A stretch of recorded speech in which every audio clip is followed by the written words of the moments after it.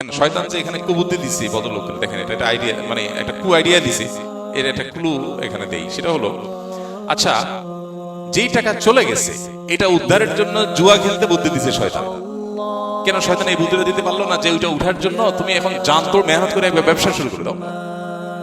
কি বলে, এই বুদ্ধিটা দেওয়া যেত না? কিন্তু না, শয়তান তারে এই যে কুবুদ্ধি যে শয়তান দিছে তার প্রমাণ হলো এটা। সুবুদ্ধির আলামত হইতো কি, ভাই জুয়া আমার 1 লাখ টাকা গেছে, আগে আমি 8 ঘন্টা ডিউটি করতাম, এখন 12 ঘন্টা না 14 ঘন্টা ডিউটি করবো, ওভারটাইম করে করে 1 লাখ আমি উঠে ফেলবো। অথবা আগে আমি ব্যবসা করতাম যতটুকু মনোযোগ দিয়ে, এখন তার ডাবল মনোযোগ দিয়ে ব্যবসা করব, বেশি সময় দিয়ে ব্যবসা করব। দোকানটা আগে সকাল 9টায় করতাম, এখন ফজর পরে খুলে ফেলবো, যাতে করে কাস্টমার 2-4টা বেশি হয়, 2-4 পয়সা বেশি আসে। এই 1 লাখ আমাকে উঠাই ফেলতে হবে। শয়তান কখনো সুবুদ্ধি দিবে না। এই জুয়া আজ আমাদের দেশে ফুটবল, ক্রিকেট, বিভিন্ন খেলার উপরে ভর করে আমাদের দেশে প্রবেশ করছে তরুণ সমাজের মধ্যে। এখন সাধারণ স্ক্রিনে খেলা দেখছে, সেখানে বাজি ধরছে টাকা দিয়ে, ঘরে ঘরে, এলাকাতে এলাকাতে। জুয়া খেলা একজন ব্যক্তি 4 লক্ষ টাকা হারিয়েছে, এর মধ্যে 1 লাখ টাকা ছিল ধারের এবং 3 লাখ টাকা চাকরি করে জমানো। এমত অবস্থায় প্রশ্ন হলো, সে যদি পরবর্তী জুয়া খেলার মাধ্যমে সে অন্তত 1 লাখ টাকাও ফেরত পায় এবং তা উঠায়, তবে কি তা তার জন্য হারাম হবে? এইটাকে বলে খাসিরা দুনিয়া ওয়াল আখিরা, ওয়াযালিকা হুয়াল খুসরানুল মুবিন। আহা, দুনিয়াও গেছে, আখিরাতও গেছে, টাকাও গেছে, আল্লাহও নারাজ হয়েছে। আল্লাহ রাব্বুল আলামিন আমাদেরকে হেফাজত করুন। ভাইরা আমার, আমরা হয়তো ভাইয়ের হালত শুনে হাসছি, আমরা এরকম কত অন্যায় করছি, কত গুনাহ করছি, হ্যাঁ, বেমালুম আমরা আল্লাহর নাফরমানি কাজ করে যাচ্ছি। আল্লাহ আমাকে, আপনাকে, আমাদের সবাইকে পরিপূর্ণ তাকওয়ার জীবন দান করেন। আল্লাহর বান্দেগীর ভিতরে যে স্বাদ, অন্য কোনো কিছুতে সে স্বাদ নাই। ইবাদতের সে স্বাদ যেন আমরা পাই, সেজন্য নবীজি আমল শিখাইছেন। 5 ওয়াক্ত নামাজের পরে একটা দোয়া কখনো আমরা ছাড়বো না। আল্লাহুম্মা আইন্নি আলা যিকরিকা ওয়া শুকরিকা ওয়া হুসনি ইবাদাতিক। মাশাআল্লাহ, আপনারা সবাই জানেন আল্লাহুম্মা আইন্নি আলা যিকরিকা ওয়া শুকরিকা ওয়া হুসনি ইবাদাতিক। আল্লাহ, আপনার জিকির, আপনার শুকর এবং আপনাকে সুন্দর করে ইবাদত করতে আপনি আমাকে সাহায্য করেন। আমি যেন পারি, আপনি আমাকে সাহায্য করেন। আল্লাহর কাছে চেয়ে নিতে হয়, আল্লাহর কাছে চেয়ে নিতে হয়, আল্লাহ হুসনুল ইবাদত যেন আমি করি। আমাদের ইবাদতের সৌন্দর্য নাই, নামাজ পড়ি সুন্দর না, রুকু সিজদা দিচ্ছি, উঠবস করছি, জাস্ট মানে কিছু ফরমাল ডিউটি পালন করছি। সূরা ফাতিহা না পড়লে নয়, অন্য সূরা না মিলাইলে নয়, রুকুতে না গেলে নয়, দায় সারছি। ইবাদতকে ভেতর থেকে এনজয় করে তৃপ্তির সাথে, হ্যাঁ, মহব্বতের সাথে, আল্লাহর ভালোবাসার সাথে আল্লাহকে রুকু পেশ করছি। একজন পদস্থ বড় কোন মন্ত্রী, মিনিস্টার, প্রেসিডেন্ট, প্রধানমন্ত্রী, কোন পাওয়ারফুল মানুষ, তাকে যদি একটু রেসপেক্ট করতে পারি, আমাদের কাছে একটু হলো ভালো লাগা কাজ করে। বিশেষ করে যদি ভালো মানুষ হয়, তখন ভালো লাগা কাজ করে। ভালো মানুষকে রেসপেক্ট করতে পারছি, আহকামুল হাকিমিন আল্লাহ রাব্বুল আলামিনের সামনে রুকু করতে পারছি, সিজদা দিতে পারছি, মুহাব্বতের সাথে তার পবিত্রতা জ্ঞাপন করতে পারছি। এর মাধ্যমে আমার আখিরাত বিল্ড হচ্ছে, আল্লাহর সাথে সম্পর্ক গভীর হচ্ছে। কত ভালো লাগার জিনিস। কিন্তু না, শয়তান আমাদেরকে ভুলায় রাখে। হ্যাঁ, ভুলানোটা শয়তানের কাজ। ওমা আনসানি হইল্লাস শয়তান। শয়তান ছাড়া কেউ ভুলায় না, ভুলানোর কাজটা করে কে? শয়তানি। এই জন্য শয়তানের সাথে আমাদের ফাইট কিন্তু সারা জীবনের, ভাই, সারাক্ষণ শয়তানের সাথে ফাইট। কোরআনে আল্লাহ তাআলা বারবার শয়তানকে পরিচয় করিয়ে দিয়েছেন আদৌ ও মুবিন বলে। কি বলে? আদৌ ও মুবিন মানে কি? প্রকাশ্য শত্রু। দেখছেন কখনো? আমরা কখনো দেখলাম না। আল্লাহ বলেন কি? প্রকাশ্য শত্রু। আরে ভাই, যে শত্রু কোনোদিন দেখলামই না, দেখার কোনো স্কোপও নাই, তাকে আল্লাহ বলছেন কি? প্রকাশ্য। তাহলে কেমন হলো না? অপ্রকাশ্য গোপন শত্রু বললে মনে হয় যে, হ্যাঁ, আসলে কি তাই?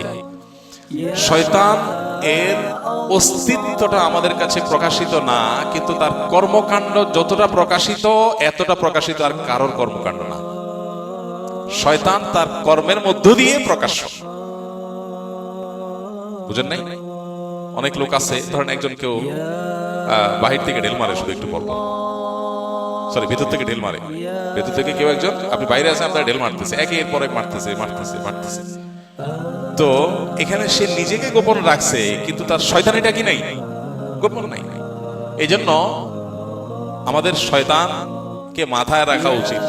সব সময় মাথায় কাকে রাখা উচিত? মানে শয়তানের মাথা রাখা মানে পজিটিভ অর্থে মাথায় রাখা না।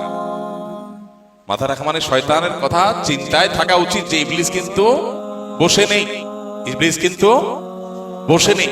কোন কোন সালাফ তো বলেছেন শয়তান নেক্সুরুতে যেহেতু ধোঁকা দেয়, কোন আমলের প্রতি বেশি আগ্রহ তৈরি হলেও চিন্তা করবে ব্যাপার কি, শয়তান কি আমাকে এর চাইতে গুরুত্বপূর্ণ কোনো কাজ ভুলানোর জন্য এই কাম করতেছে কিনা। এই জন্য ভাই শয়তান আমাদেরকে বিভিন্ন ভাবে ধ্বংস করে। যে ভাই জুয়া নিয়ে প্রশ্ন করেছেন, এই জুয়ার সাথে শয়তানের সম্পর্ক অনেক গভীর। জুয়ার সাথে শয়তানের সম্পর্ক অনেক গভীর। আল্লাহ তাআলা কোরআনে কারীম কি বলেছেন? ইন্নামাল খামরু ওয়াল মাইসিরু ওয়াল আনসাবু ওয়াল আজলামু রিজসুম মিন আমালিশ শাইতানি ফাজতানিবুহু। শয়তানের নিকৃষ্ট কর্মকাণ্ডগুলোর মধ্যে থেকে এই জুয়া। আজ আমাদের দেশে ফুটবল, ক্রিকেট, বিভিন্ন খেলার উপরে ভর করে আমাদের দেশে প্রবেশ করছে তরুণ সমাজের মধ্যে।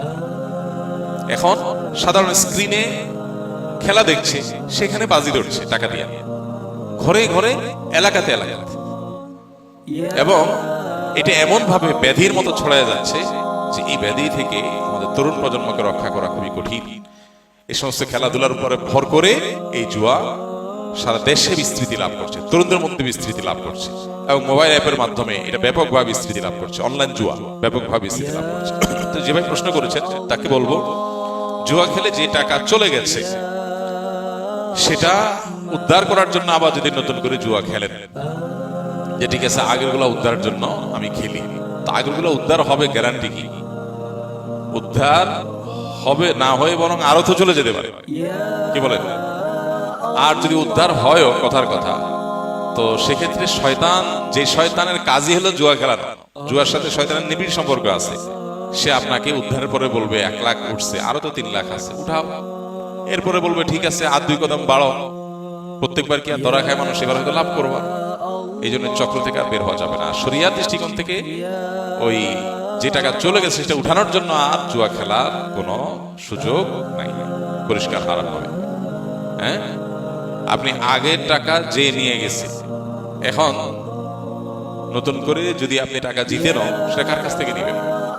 আর আগের ক্ষতিপূরণের জন্য নতুন করে আবার জুয়া খেলা, এটা যায় যাবে না। বরং এক কাজ করেন, দেখেন শয়তান যে এখানে কুবুদ্ধি দিচ্ছে ভদ্রলোক, দেখেন এটা একটা আইডিয়া, মানে একটা কু আইডিয়া দিছে, এর একটা ক্লু এখানে দেই। সেটা হলো, আচ্ছা যেই টাকা চলে গেছে এটা উদ্ধারের জন্য জুয়া খেলতে বুদ্ধি দিছে শয়তান। কেন শয়তান এই বুদ্ধিটা দিতে পারলো না যে ওইটা উঠার জন্য তুমি এখন জান তোর মেহনত করে একবার ব্যবসা শুরু করে দাও? কি বলেন?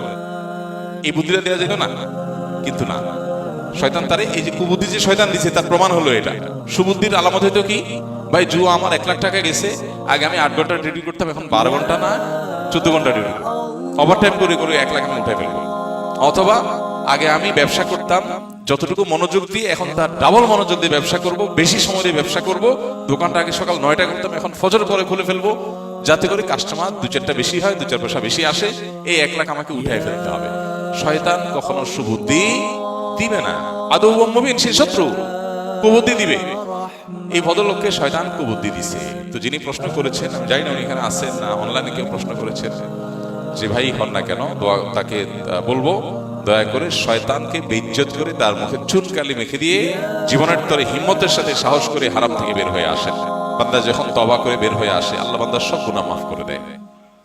আপনার টাকা হারিয়েছেন, যে গুনাহগুলো হয়েছে, এগুলো সবগুলো আল্লাহ মাফ করে দিবেন। ইন্নাল্লাহা ইয়াগফিরুয যুনুবা জামিআ লা তাকনাতু মির রাহমাতিল্লাহ, ইন্নাল্লাহা ইয়াগফিরুয যুনুবা জামিআ। আল্লাহর রহমত থেকে নিরাশ হবেন, আল্লাহ সব গুনাহ মাফ করে দিবেন, আল্লাহ ওয়াদা করেছেন। আল্লাহ আমাদেরকে গুনাহ থেকে বের হয়ে আসার তৌফিক দান করুন। তওবা করার হিম্মত সবার হয় না ভাইরা। সৎসাহস, 5 তলা বিল্ডিং থেকে লাফ দেওয়া, এটা যতটা সৎসাহসের কথা, বড় সৎসাহসের কথা হলো একজন একটা হারামের সাথে জড়িত, তিনি এটা ছেড়ে দিয়েছেন, আল্লাহর ভয়ে ছেড়ে দিয়েছেন, আর সেদিকে ফিরেন না। এটা হলো প্রকৃত সৎসাহসের কথা, এটা হলো আসল সাহসের কথা, আসল বীরত্বের কথা। তওবা করে জীবন পরিবর্তন করে ফেলতে পারে। আর তওবা না করে গুনাহের মধ্যে ডুবে আছে অনেকে আছে, মোবাইলের গুনাহে লিপ্ত, হারাম মেয়েদেরকে দেখছি, হারাম ভিডিও দেখছেন, এটার মধ্যে তিনি ডুবে আছেন, মানুষ জানে না, কিন্তু গোপনে তিনি দেখছেন। ঘরে ঘরে অহরহ জনে জনে গুনাহ আছে গেছে। ইবাদতের স্বাদ নষ্ট হওয়ার অন্যতম কারণ হলো চোখের গুনাহ। চোখের গুনাহ যাদের মধ্যে থাকে তারা ইবাদত তৃপ্তি পায় না, তারা ঈমানের স্বাদ পায় না। এর চেয়ে যে বড় শাস্তি আর কিছু নেই। আখিরাতের শাস্তি তো আছেই, দুনিয়াতে আল্লাহ নগদ শাস্তি দেন যারা চোখের গুনাহ করে। ফিল্মের ক্লিপ দেখেন, মিউজিক দেখেন, মিউজিক শুনেন, মিউজিকের ক্লিপ দেখেন, হারাম ভিডিও ছবি দেখে দেখে মজা নেন অফলাইনে কিংবা অনলাইনে, তাদের দুনিয়াতে আল্লাহর পক্ষ থেকে নগদ শাস্তি হলো ঈমান এবং ইবাদতের স্বাদ তাদের কপালে থাকে না, তুলে নিয়ে যায়। তারা ইবাদত করলেও করে দায় সারার জন্য, স্বাদের জন্য, তৃপ্তির জন্য, তৃপ্তির সাথে তারা করে না।